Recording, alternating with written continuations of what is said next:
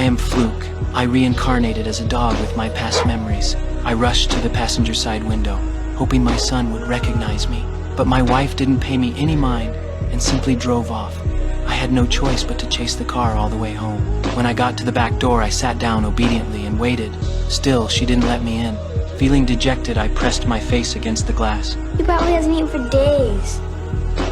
Seeing how pitiful I looked, my wife's heart softened, and she finally opened the door. The moment she did, I leaped toward my son, licking his face and rolling onto my back to beg for affection. It was only after he pleaded with her that my wife agreed to take me in. As they bathed me together, it felt like we were a family again, just like we used to be.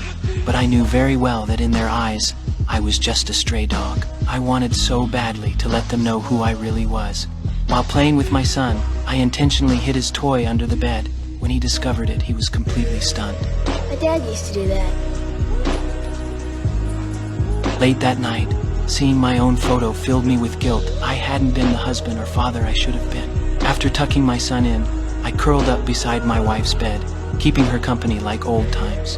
The next day, when she saw me wearing my old clothes, she actually smiled.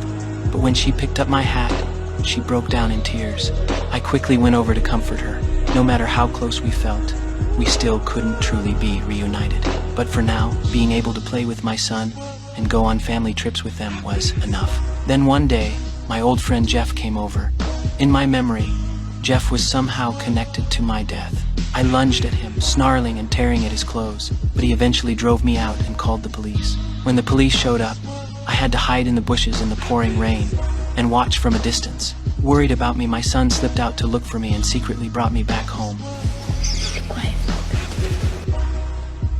That night, after my son fell asleep, I crept out and eavesdropped by my wife's door. I think we've got to try to put this behind us.